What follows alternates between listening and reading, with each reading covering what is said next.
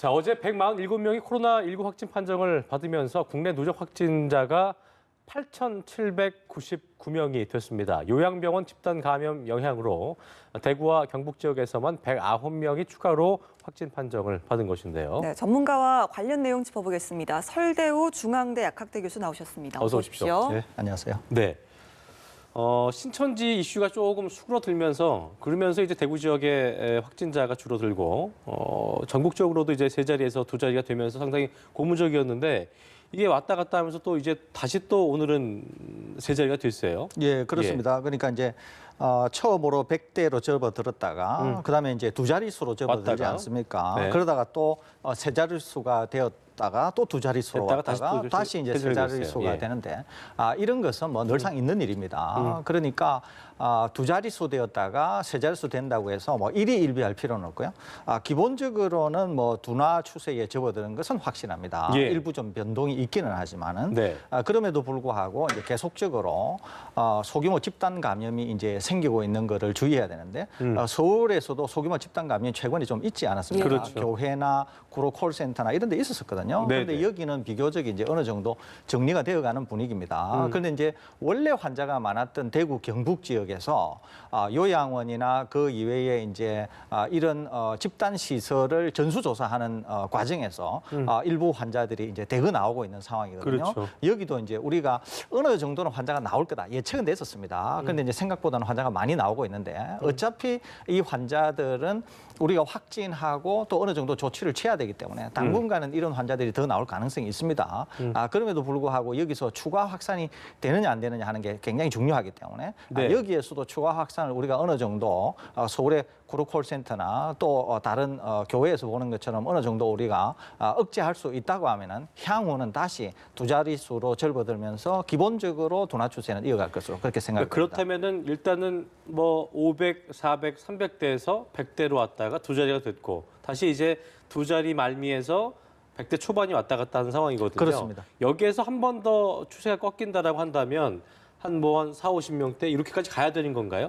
그렇습니다. 그런데 지금 이제 계속 70명대나 이렇게 안정화되다가 안정화 추세가 어느 정도 지속이 되면서 좀 떨어지면은 좋은데 이게 지금 이제 좀 늘어나고 있지 않습니까? 네. 이렇게 되면은 어떤 우려가 생기느냐면 거기에서 많이 생긴 환자들을 통해서 추가 확산이 될 우려가 또 생기는 것이거든요. 이제 그런 점에서 이제 우려가 된다는 거죠. 동시에 계속적으로 이제 정부 당국에서 교회 집회나 이렇게 이제 그런 거를 좀 자제해달라. 그러면서 사회적 거리두기를 계속 요청하고 있는데 이제 그런 것들이 잘 자제가 안 되면은 그런 곳을 통해서 환자가 한 명이라도 유입이 될 경우에는 또 추가적으로 감염 확진이 순식간에 일어날 수가 있거든요. 그렇기 때문에 현재까지 우리가 어느 정도 둔화 추세를 보이고 있고 지난 한 두 달 동안에 경험이 쌓이면서 이제 어떻게 초기 대응을 해야 되고 이런 걸 우리가 어느 정도 잘 알고 있는데 예. 그럼에도 불구하고 계속 환자가 이렇게 쌓이면서 축적이 되면은 이런 곳을 통해서 또 어디선가 순간적으로 폭발적인 양상으로 환자가 불어날 수도 있거든요. 그런 점에서 지금은 어느 정도 둔화 추세에 있기는 하지만 산발적으로 지역 감염이 나오면서 그런 환자들이 쌓이고 있기 때문에 특히 좀 주의해야 될 국면에 있다. 이런 말씀은 드릴 수 있습니다. 요양병원 같은 경우는 이제 고령의 노약자분들이 예. 함께 생활을 하는 공간이다 보니까 사태 초기부터 많이 좀 우려를 표했던 장소들이기도 한데요. 이런 분들을 조기에 좀 파악하지 못했던 이유가 있다면 어떤 것들이 있을까요? 우선은 조기에 파악하기가 좀 어려운 측면이 있습니다. 이제 왜 그러냐면은 입원과 퇴원되시는 분들이 계속 발생하게 되고 또 의료진들도 계속 이제 출퇴근을 하지 않습니까? 네. 의료진들이 완전히 병원이 격리되어서 그 안에서만 숙식을 하는 게 아니잖아요. 이분들도 퇴근하셨다가 또 출근하셨다가 그렇거든요. 물론 이제 병원이 입출입을 할 때 발열 체크를 한다든지 여러 가지 조치를 하고 있음에도 불구하고 감염은 됐는데 무증상이라거나 네네. 아니면 감염이 되었는데 초기에 잠복 기간이라거나 그러면은 본인이 알 수가 없거든요. 발열 체크로도 감지가 안 되고 그러면서 또 환자인 경우에도 퇴원이 되는 분이 계시지만 또 입원이 되시는 분들 계시잖아요. 예. 근데 입원이 되신 분들 중에서도 또 명확히 감염인 것을 드러내지 않은 상태에서 입원이 되는 분들도 계시거든요. 그러니까 이런 상황은 사실은 어쩔 수 없는 측면은 있습니다. 그럼에도 불구하고 뭘 주의해야 되냐 하면은 먼저 파악이 됐을 경우에는 신속히 조치를 해야 되고 또 병원에 근무하시는 분은 의료진이거나 행정요원이거나 그 이외에 병원을 출입하시는 여러 형태의 일을 하시는 분들도 계시잖아요. 그분들이 병원 내에서 감염을 일으킬 수 있다고 하는 확실한 자각을 하셔야 돼요. 그래서 조금이라도 아무튼 의심되는 일이 생긴다든지 또는 이분들도 퇴근을 하셨을 때 사회적 거리두기를 하신다거나 해서 최대한 감염으로부터 멀어지려고 하는 그런 자세를 가지셔야 이 지금 상황을 어느 정도 억제를 할 수 있지. 그러지 않으면은 무방비 상태에서 계속적으로 감염 확산이 될 수밖에 없는 그런 이게 지금 코로나19거든요. 예. 그래서 각별한 주의가 필요한 그런 상황이라고 보겠습니다. 이게 보니까 이제 요양병원이나 요양시설 같은 게 이제 고령자가 많은 이유 때문에 더 취약하고 또 치명적일 수 있다는 얘기인 건데 감염병의 어떤 위험도에 비해서 말씀하신 것처럼 대비 상황은 좀 열악한 곳이 많기도 하고요. 또 실제로 거기에 상주하고 있는 사람들 중에 뭐 요양보호사라든가 요양보호사나 간병인이 없는 경우에는 뭐 거동할 수 없는 분들 많이 있을 텐데 이게 실제적으로 이런 분들 다른 곳으로 옮긴다거나 방역을 위해서 뭐 이동 조치한다거나 이게 참 어렵잖아요. 그렇죠. 그런데 그런 경우는 또 굉장히 많기도 하고 예. 이런 게 참 우려스럽긴 합니다. 그렇습니다. 그러니까 이제 기본적으로 이 바이러스가 잠복기가 있고 또 감염은 됐는데 무증상 상태도 있고 또 그 상태에서도 전파력은 있고 이런 이제 특징을 갖고 있거든요. 예. 그러니까 현실적으로 완전히 근본적으로 차단한다고 하는 게 이제 쉽지가 않습니다. 그러니까 결국은 감염 확산이 되었을 경우에는 최대한 빨리 조치를 해야 된다고 하는 것과 어떻게든지 이 요양병원이나 요양원에서 근무하시는 분들이 확실히 감염 차단을 위해서 본인들이 솔선수범하셔야 된다는 거예요. 네. 예를 들면 이제 저 같은 경우에 제가 계속 방송국을 다니지 않습니까? 그러니까 제 개인적으로는 어떻게 하느냐? 집 밖을 일체 나가지 않습니다. 예. 혹시라도 저를 통해서 방송국에 감염 확산을 시킬까 봐 네. 제가 다니는 모든 동선에서 마스크를 착용하고 항상 손을 씻고 그다음에 집에 가게 되면 그 어떤 경우에도 외출을 하지 않는 예. 그런 개인적 외출을 안 하시는 거죠? 그렇죠. 그러니까 제 개인이 감염이 되는 게 두려워서 그런 게 아니라 저를 통해서 누군가에게 감염을 시킬 거를 염려해서 제 개인이 그렇게 애를 쓰는 것이거든요. 마찬가지로 요양원이나 요양병원에서 근무하시는 분들도 이런 자세를 가지셔야 된다는 네. 거예요. 그래야 혹시 자기를 통해서 이 지금 고령이시거나 기저질환을 앓고 계신 굉장히 감염이 되면 위험하신 분들에게 감염 확산을 사전에 차단할 수 있다고 하는 것이거든요. 또 하나는 본인에게 약간이라도 의심 증상이 생기면 즉시 자가 격리를 하거나 아니면은 병원 내에서도 스스로 격리를 하시면서 빨리 진단 검사를 받아서 그 병원에서 확산이 되지 않도록 하는 이런 조치, 이런 것들이 선행되기 전에는 이 감염 확산을 기본적으로 막기가 어렵거든요. 그렇군요. 그래서 그런 그런 어떤 경각심을 좀 가져야 되지 않을까 이렇게 생각이 됩니다. 근본적인 예방 자체가 좀 힘들다라고 하셨는데 이렇게 분명히 지금 대구 경북 지역 같은 경우는 요양병원은 분명 이런 부분에 대해서 인지를 하고 계실 테고 단체뿐만 아니라 개인적으로도 분명 좀 방역에 최선을 다하고 계실 텐데도 그렇습니다. 이렇게 집단적으로 산발적인 감염이 좀 일어나고 있잖아요. 그렇다면 계속해서 이야기가 나왔던 코호트 격리라든지 이렇게 좀 특히나 취약한 시설에 대해서 이런 처리가 필요하다라고 생각을 하시는지요? 필요한데 또 이게 또 쉽지는 않습니다. 왜 쉽지 네. 않느냐면 예를 들면 이런 거예요. 요양원이나 요양병원, 그러니까 요양병원이 좀 더 이해가 좋을 것 같은데 네, 요양병원이라고 해보죠. 요양병원에 이제 감염 확산이 확인이 돼서요. 코호트 격리를 하지 않습니까? 네. 그러면은 우선 코호트 격리를 하게 되면 또 둘로 나눌 수가 있어요. 감염이 확인된 분과 감염이 확인 안 된 분으로 나눌 네, 수가 네. 있어요. 그러면 감염이 확인 안 된 분들은 다른 병원으로 이송할 필요가 있거든요. 그러면은 또 이분이 감염 검사를 해서 감염이 안 된 것은 확인이 되지만 정말 또 감염이 안 됐느냐? 그건 또 네, 모른다는 그렇죠. 거예요. 왜 그러냐면은 이분들이 또 잠복기에 있다거나 아니면 감염이 되었는데 무증상이거나 무증상일 가능성은 별로 없습니다. 기저질환이거나 고령이기 때문에. 예. 그러는데 이분들이 또 전원을 했을 때 이분을 통해서 감염 확산이 또 일어날 수 있거든요. 그러면 코홀트 격리를 해서 그러면 거기에 집단 소용을 한다. 그렇게 되면 그 내부에서 또 전파가 일어날 수가 있거든요. 만일에 다행인 것은 그 내부에서 1인실들이 있어가지고 1인 격리가 가능하면 모르겠는데 그게 아니거든요. 예. 또 이분들이 고령에다가 기저질환이 있기 때문에 누군가가 돌봄을 또 해야 되거든요. 거동이 불편할 수도 있고. 그러니까 이렇게 요양병원에서 감염 확산이 일어나게 되면 이게 보통의 병원이나 아니면 건강한 사람들이 있는 곳에서 일어나는 것과는 또 양상이 매우 다르다는 거야. 네. 그러니까 어떻게 해야 되느냐. 이 코로나19는 초기에 감염 차단을 하기가 쉽지 않기 때문에 어떻게든지 확산이 되는 것을 초기에 막아야 되고 또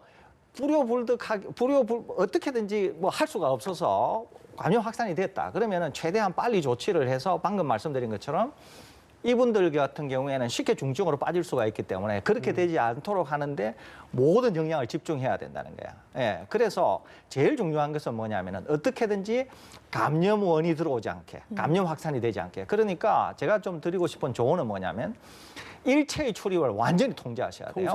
우선은 봉쇄를 해야 되는 그러니까 거군요. 면회객이나 그 이외의 분들을 일체 통제를 해야 되고 또 하나는 간병인이 되었던 의료진이 되었던 행정요원이 되었던 이런 분들이 경각심을 가지고서 자기 자신이 어떻게든지 감염 확산을 일으킬 수 있는 원인이 될 수 있다고 하는 확실한 경각심을 가져야 어느 정도 컨트롤이 가능하지. 그러지 않으면은 지금 같은 상황이 계속 생길 것으로 이렇게 생각합니다. 그러니까 누차 지금 설 교수님께서 반복적으로 강조해 주신 것 중에 하나가 이제 9일모라고 하죠. 그러니까 나 하나쯤이야라고 하는 마음을 그러니까 관계가 없는 지금 뭐 증상도 없고 그냥 저희 같이 일반인인 그러니까 뭐 확진이 되지 않는 그냥 지금 무증상이고 아무렇지 않은 사람의 경우에도 그 마인드로 그 마음으로 그 마음 자세로 생활에 임해야 된다는 게 가장 중요한 거네요. 그렇습니다. 예를 들면 그러니까 이런 뭘 거예요. 만난다거나 이런 것도 하면 안 되는 거고. 그렇습니다. 그러니까 제가 자꾸 말씀드리는 게 이거거든요. 옮기는 사람 따로 있고 희생당하는 분 따로 있다. 제가 자꾸 이 말씀을 드리는 게 뭐냐면 이런 거예요. 젊으신 분들이 이렇게 생각할 수 있다니까요. 아, 나는 감염이 되어도 면역 기능이 있고 나는 뭐 중증에 빠지지 않고 심지어는 빨리 확진이 되어서 빨리 치료받으면 나는 뭐 사망이 이를 수도 있지 않다. 사망에 이르지 않을 거다. 충분히 그렇게 생각할 수 있어요. 그런데 정작 이분들이 감염원이 되어가지고 남에게 퍼뜨려서 남에게 감염이 되면은 누가 희생이 되시느냐? 고령자나 예. 기저질환을 가지고 계신 분들이나 이런 분들이거든요. 그렇기 때문에 계속 사회적 거리두기를 해야 된다. 나 하나쯤이 아니라 나 하나를 통해서 감염 확산이 일어날 수 있다. 계속 경각심을 가져야 되는 이유가 그렇군요. 거기 있는 것이거든요. 네. 예. 네, 그래서 이런 경각심에 기반해서 사회적 거리두기나 또 내 한 사람 그래서 마스크나 손 씻기 이런 것들을 태만하게 했을 때 내가 감염원이 되어서 많은 사람들에게 피해를 일으킬 수 있고 또 하나는 지금 얼마나 많은 소상공인이나 이 자영업자들이 피해를 보고 있습니까? 예. 어떻게든지 빨리 이 코로나19가 종식이 되어야 경제라고 하는 것이 맞아요. 살아날 수 있는 맞아요. 것이거든요. 그러니까 나 하나라고 하는 것들이 자꾸 무시되어서 계속 감염 확산을 일으키게 될 경우에는 이 해결할 방법이 없는 것이거든요. 그런 점에서 모든 사람들이 경각심을 가져야 되는 질환이 바로 이 코로나19라는 겁니다. 예, 예. 실제로 좀 나이가 좀 젊은 층이라고 해도 방심할 수가 없는 게 실제 확진자의 27%가 젊은 층이라고 합니다. 예. 이렇게 좀 젊은 사람은 감염이 되더라도 쉽게 나을 수 있다. 이런 선입견이 감염 확산을 좀 일으킬 원인이 될 수도 있었을까요? 일단 우리나라에는 젊은 분들이 많은 게 이제 신천지 교인분들이 대거 확진 환자가 되면서 드러나서 그러는데요. 제가 이 기회에 꼭 말씀드리고 싶은 것은 뭐냐면은 이 바이러스는 나이를 가리지 않습니다. 감염이라고 하는 측면에서. 네, 네. 그러니까 100명이 있을 때 이 바이러스는 젊은 사람은 감염을 안 시키고 나이 든 사람은 감염을 이게 아니에요. 바이러스는 나이에 관계없이 감염을 시키는 거는 똑같이 감염을 시킵니다. 감염을 시키고 나서 결과가 좀 다를 뿐이에요. 어떻게 다르느냐. 젊은 분들은 비교적 경증을 앓거나 비교적 빨리 치료에 돌입하게 되면은 중증을 앓지 않는다는 차이가 있고 나이 드신 분들은 감염이 되면은 비교적 중증을 앓는다거나 또는 충분히 관리가 잘 못되면 사망에도 이를 수 있다고 하는 차이만 있다 뿐이지 감염 자체는 전혀 차이가 없어요. 네. 그러니까 감염이 되는 것에서는 나이를 따지지 않는데 일단 감염이 되고 나서는 기저질환 유무와 고령 유무에 따라서 결과는 달라질 수 있다. 이렇게 이해를 하셔야지 젊은 분들이 나는 감염이 되어도 치료가 잘 될 수 있다. 또 여기서 하나의 경각심은 뭐냐면 중국에서 처음으로 이 바이러스를 세상에 알린 분이 리원양과 그 동료분들인데 예. 이분들이 35살 정도밖에 안 되는 30대세요. 네, 네. 그런데 이분들이 많이 돌아가시거든요. 왜 그러느냐? 계속 확진이 늦어집니다. 그래서 젊은 분들이 계속 확진이 늦어지면서 결국은 이 바이러스가 대량으로 몸에서 정식이 되어가지고 결국 이분들이 사망하시게 되거든요. 그러니까 젊은 분들도 빨리 확진이 되어서 병원 치료를 빨리 받게 되면은 그나마 경증으로 그칠 수 있지만은 네. 젊은 분들도 방심하셔서 바이러스가 몸에서 굉장히 많아지게 될 경우에는 상당히 위중한 상황에까지 갈 수 있기 때문에 그러니까요. 젊은 분들이 무작정 나는 젊기 때문에 안전할 거야 예, 이런 예. 생각을 갖는 것도 위험하다는 말씀 덧붙여드립니다. 아까 말씀하신 것처럼 스스로의 어떤 확진자가 될 가능성과 위험성도 중요하지만 언제든지 내가 감염원이 될 수도 있는 거기 때문에 그렇습니다. 그런 마음을 갖는 것이 지금 시점에서 가장 중요한 게 아닌가 생각을 해보게 됩니다. 지금 얘기해 주신 것처럼 이제 그 젊은 층이 방심해서 안 된다 지적이 연일 제기되고 있는 상황인데 그 대구에서 20대 확진자 한 명 외 사이토카인 폭풍 증상 상당히 예. 뭐 생소한 의학적 용어인 것 같은데요.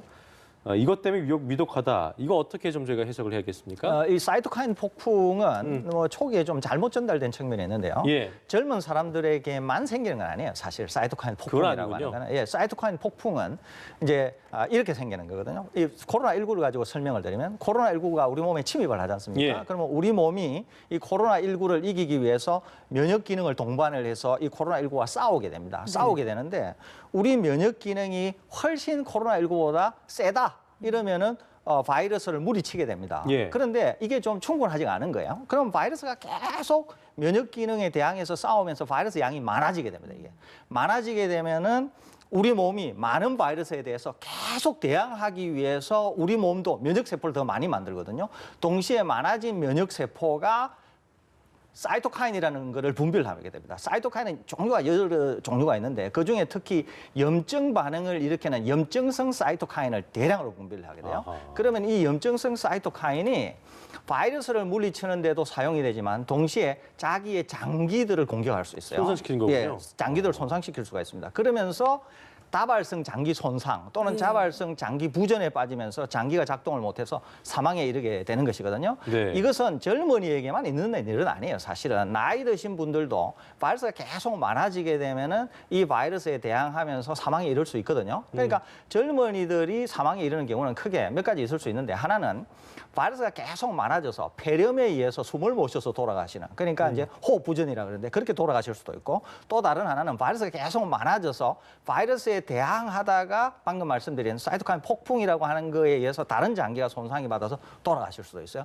또 어떤 경우가 있을 수 있냐면은 젊은 분들은 바이러스의 양은 적은데 이 적은 거에 대해서도 사이토카인 폭풍이 일어날 수 있어요. 이거는 약간 체질과 관계된 건데 어떤 거냐면 많은 분들은 괜찮지만 일부의 분들은 복숭아에 대해서 알레르기 반응을 일으키잖아요. 알레르기 반응이 있죠. 예, 그것처럼 많은 분들은 괜찮은데 일부 젊은 분들이 바이러스 양이 적음에도 불구하고 그 원인은 모르는데 마치 복숭아에 반응하는 것처럼 적은 바이러스에도 과다 반응을 해가지고 사이토카인 폭풍이 일어날 수가 있어요. 그렇게 해서 돌아가실 수도 있습니다. 그러니까 알러지 반응도 일종의 그런 거예요? 알러지 반응은 약간 메커니즘은 다른데 기본적으로는 그와 유사합니다. 유사한 거다. 그런데 사이토카인 폭풍은 꼭 바이러스에만 일어나는 게 아니라 네. 세균에도 일어날 수 있고 바이러스에 일어날 수 있고 또는 어떤 약물에 대해서도 일어날 수 있어요. 이 사이토카인 폭풍이라고 하는 거는 뭐 그냥 어떤 염증 작용에 과다 반응해서 생기는 건데 이제 지나치게 코로나19에만 집착하다 보니까 이제 이런 용어를 쓰게 되는데 젊은이들한테만 일어나는 것은 아니고 다른 분들한테도 일어나는 일입니다. 근데 비율이 젊은 층이 높다. 젊은 층들이 높을 수 비교적 있다. 높을 수는 네. 있어요. 젊은 층이 비교적 높을 수는 있고 그렇게 해서 이제 만일에 사이토카인 폭풍이 일어나게 될 경우는 상당히 중증으로 아주 빠르게 이제 이행이 됩니다. 그러면서 적절히 치료를 못 받게 되면 바로 이제 사망에 이르기 때문에 아주 조심을 해야 되는 그런 상황이라고 보겠습니다. 그렇다면 그런 그렇군요. 증상에 대해서 따로 치료법은 있습니까? 치료법은 있습니다. 네. 잘 알려져 있는 치료법이 있어요. 우리 몸에서 과다 이런 사이토카인 폭풍이 일어나면 그 원인이 뭐냐면은 이제 면역 세포들이 과다로 증식하면서 동시에 이제 많은 사이토카인을 분비하기 때문에 그러는데요. 1차적으로 제일 많이 쓰는 게 이제 우리가 잘 알고 있는 것처럼 스테로이드입니다. 스테로이드. 예. 스테로이드는 기본적으로 염증 반응을 확 순간적으로 줄여주거든요. 그렇죠. 이게 네. 제일 많이 쓰는 것 중에 하나가 이제 프리드니손이라고 하는 이런 스테로이드 계열의 이제 약제가 있는데 예, 이런 예. 것들을 투여하면 순간적으로 이제 염증 반응을 억제를 할 수가 있습니다. 그러니까 아마 지금 사이토카인 폭풍 맞거나 이런 분들은 아마 1차적으로는 거의 뭐 스테로이드를 쓰지 않을까 이렇게 생각이 됩니다. 예, 알겠습니다. 자, 해외 상황을 좀 봐야 될 텐데 현재 해외 코로나 확진자가 무섭게 증가를 하고 있습니다. 뭐 이탈리아도 그렇고 뭐 스페인도 그렇고 다 그렇더라고요. 보니까요. 이 상황에서 유럽과 이국제 가운데 코로나19 관련 증상이 있는 유증상자의 5%가 이제 확진자로 판정이 되고 있는 상황인 건데요.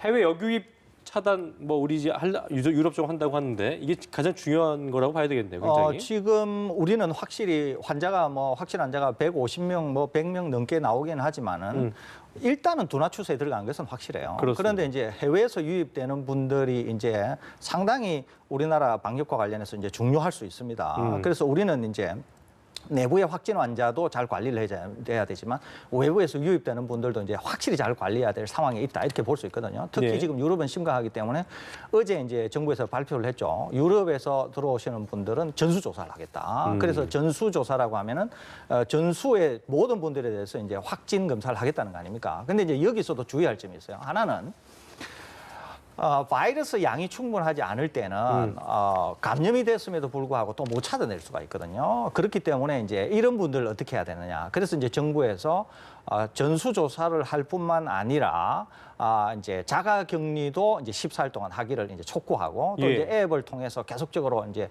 추적 조사하고 하는 걸 한다 그랬거든요. 그래서 이제 정부에서도 전수조사에만 딱 경도될 것이 아니라 그런 분들 중에도 실제로 바이러스가 있는데 양이 적어서 검출 안 될 수도 있으니까 이런 분들도 꼼꼼하게 아마 잘 관리를 하셔야 유럽으로부터 이렇게 우리나라로 감염 확산되는 것을 충분히 막을 수 있다 이렇게 생각이 듭니다. 예, 알겠습니다. 집단 감염 문제보다 또 국외 역유입 문제까지 서울대우 중앙대 약학대학 교수와 함께 짚어봤습니다. 오늘 말씀 고맙습니다. 고맙습니다. 네.